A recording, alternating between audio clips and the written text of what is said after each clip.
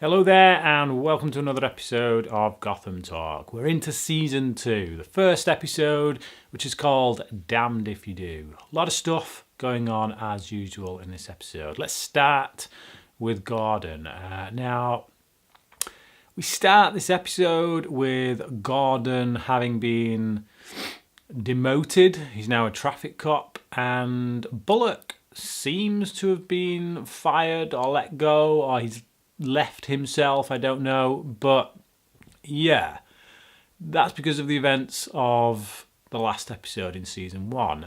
Now, I don't really get how this kind of happened, because Gordon has dirt on Loeb.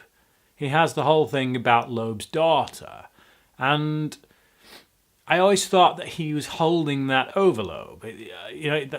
That was the thing he had on him, which is why Loeb shouldn't have been able to act. So I don't quite understand how we get to this point. I don't get why Gordon isn't bringing that up, why he isn't using it. Whether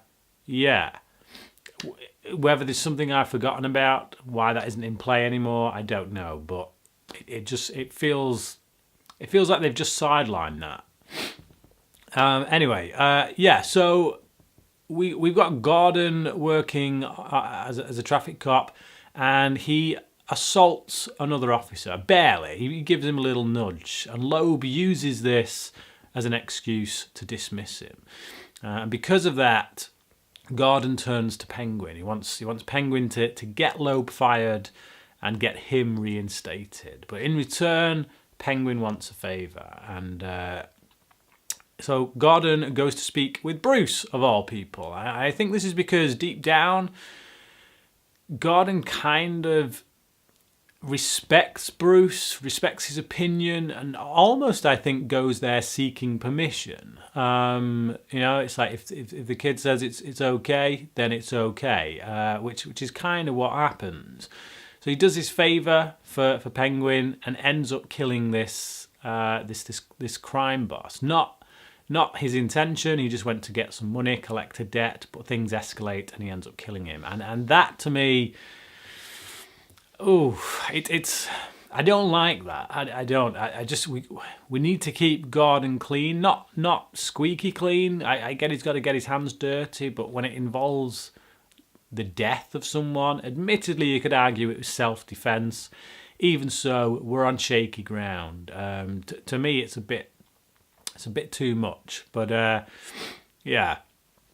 Anyway, I'm not, like I said, I'm not that keen on that particular aspect, but it does feed in, and I imagine it will continue to feed in to the story that goes on through this episode, namely just how we're going to see Gordon now moving forward. I mean, the whole kind of theme of this episode really is that question of how far do you go in order to do the right thing, and we have this other storyline picking up from last season with Bruce and Alfred trying to break into this underground lair, this vault, whatever it is, whatever's behind this door.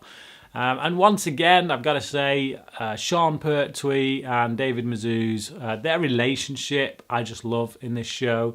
And Alfred, in particular, is my favourite character. Again, I think that's down to the performance by Pertwee.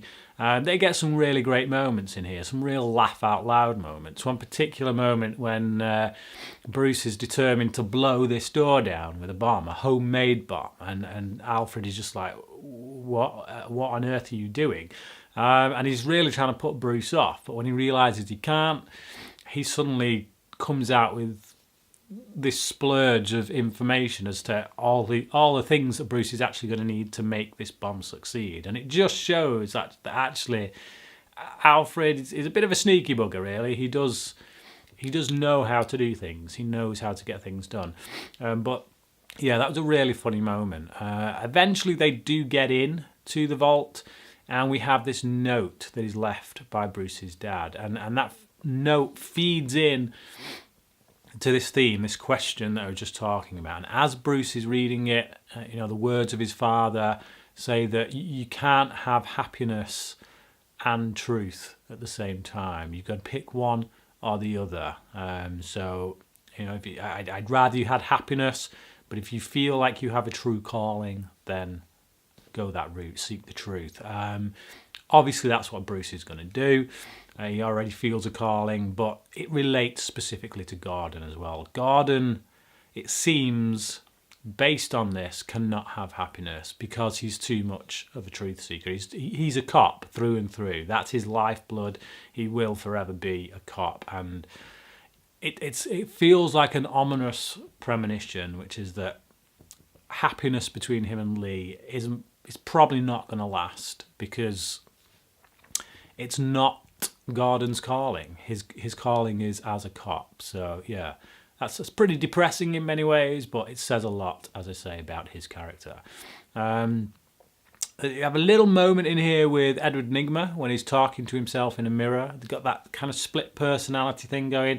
I'm still not sure I'm overly keen on this idea. That kind of stuff, the whole split personality stuff, should be reserved for Two-Face. I think these are the kind of scenes we should be seeing with Harvey Dent, to be honest, having his split personality emerge.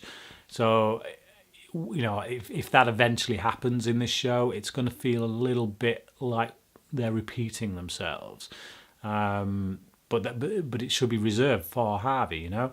But I get why they're doing it. They need to convey what's going on in Nygma's head. And this really is the best way to do it, I guess. But yeah, that's really the only scene we get with Nygma. Again, really good performance by Corey Michael Smith. And the other stuff that is going on in the episode, we have this crazy story with this this new character, Theo Galavan. Now, he's up to something, no good. It starts the episode by getting this mental guy to do something wacky, and yeah, that all feels a little bit amusing, I guess. It doesn't kind of suit the rest of the tone of the episode, but it is still funny. But he breaks a load of inmates out of Arkham for a purpose that we're not told yet. He wants to put them together as some kind of team. We're not told why that is. But that team includes Barbara Keene, would have been Sionis, Roman Sionis' dad, who is killed in this episode, bizarrely. Which, yeah, I don't get, because I mean, I can't remember Black Mask's comic book origin. I'm a bit hazy on it, but I'm sure Black Mask himself killed his own parents. I could be wrong on that. Correct me if I am. So yeah, I don't know. That was quite a surprise actually when they killed him. But yeah, Jerome as well, and then a couple of others that I don't recall seeing before, but they're thrown into the mix. I'm not sure about that storyline. We'll see where it goes. I don't know, don't know what to expect with this, but it looks like they're building this Galavan guy up as a season 2 kind of main villain or whatever, but I could be wrong. Yeah. So yeah, it's okay. It's a good episode, bit of a mixed bag. Danny Cannon directed this one, and for some reason he's a little bit obsessed with using this particular technique that I've seen Spike Lee using in his films, where you strap a camera to the front of someone, and then when you get them running, it creates this weird effect as they're running.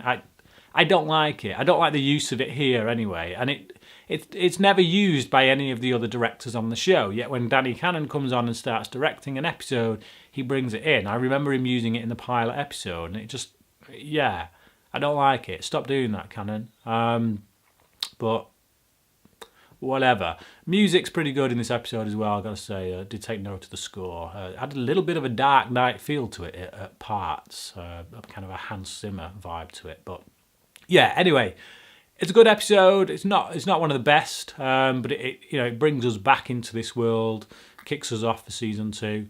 I give it 3.5 out of 5. What about you? Have you seen this episode? And if so, what did you think about it?